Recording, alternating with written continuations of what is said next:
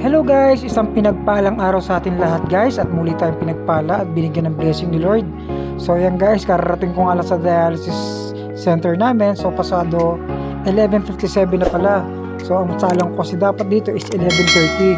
So hindi na ako nagtataka kung ako yung late, kasi nga unang-una napakahirap po talaga sumakay sa amin ng sasakyan dahil napakalayo po at marami nga pong lumuluwas, kaya minsan napapasabay.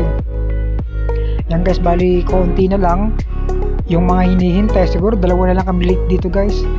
And yan, hihintayin ko na lang guys na tawagan yung pangalan natin para makasalang na tayo. And sabi ko nga sa mga kapwa ko dialysis na pinanghihinaan ng loob, laban lang tayo kasi unang-una nandyan na yan eh. Wala naman tayong pagpipilian, di ba? Ang kailangan lang natin gawin siguro, huwag natin pakinggan yung mga toxic na sasabihin ng ibang tao na maiksi na lang yung buhay natin, na hanggang dyan lang yung buhay natin. So dito guys, ayan, bumili nga pala ako ng aking baon.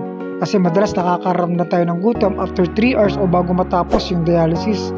Kaya yan, pinaghahandaan ko talaga yan guys, kasi maganda na guys yung handa ka kaysa yung mag-alboroto yung sakit ng ulo. So ayan guys, bali dito guys, nasalang na tayo. And medyo patapos na rin ako dito guys, almost 1 hour na lang yung remaining bago matapos yung dialysis session natin. Kaya minsan nakakaramdam na talaga ako ng hilo dito guys. Hilo na may muscle cramps, ganun. Kaya yun guys, pagkatapos ko nga dito, ayan, nagpahinga muna ako sa waiting area kung saan kitang kita ko nga yung panginginig ng aking kamay guys. Ayan guys, oh, sobrang hinig, diba? So ayan, bali yan, nakasakay na tayo ng bus guys, hindi ko na pinakita. Yan. So pabiyahe na tayo guys, pauwi na rin tayo. And sigurado to gabi na tayo makakauwi. Yan, inaabot na nga ako ng gabi sa highway guys. So pasado alas 8 na pala ng gabi guys, di pa tayo nakakababa ng bus. So bababa nga pala ako guys dun sa kung saan pinarking ko yung motor ko guys. Yan. So yan guys, lumagpas tayo. Lumagpas tayo.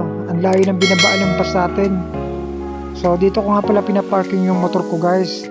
And dahil napakamahal nga ng tricycle, so yung ibabayad mo sa tricycle, ibili lang natin ng bigas, di ba? So kahit pa paano, hindi naman nawawala yung motor ko dito guys, dahil napakabait ng mga stop dito kung saan iniwan ko tong motor ko guys.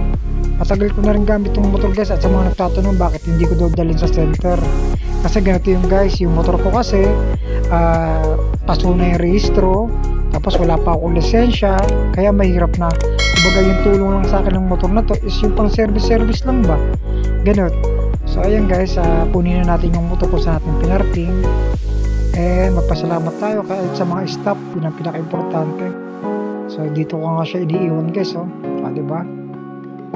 Feeling free. So ayan guys, bali yan, pauwi na tayo. So tatahakin natin yung kahabaan ng highway na yan guys. So buti na lang may ilaw tayo guys. Kaya ayan, maraming salamat pala guys sa mga solid supporters natin, sa subscribers, sa mga nag-a-advise, sa mga nag-prayer about sa aking kalagayan today. Maraming salamat po. So ayan guys, pagdating ko nga sa bahay, ayan, tamang luto na ako. Ang niluto ko nga pala dito guys, ayan, ginisang chicken breast. Bakit chicken breast? Kasi unang-una guys, less siya sa cholesterol and mas maganda yung protein niya para sa akin. So ayan, tamang luto lang muna tayo dito guys. Pagdating ko nga dito, tamang luto talaga ako guys, para magpapahinga na lang ako. So ayan, tamang gisa-gisa lang. So gisa natin sa sibuyas, importante yan. Tsaka dito guys, kapag nagluluto ako guys, bilang dialysis patient guys, hindi na ako masyado naglalagay ng panimpla. Okay lang yung malasahan ko ng konti, okay na yun, kaysa yung sobrang alat. Kasi syempre nag-iingat tayo sa pwedeng mangyari.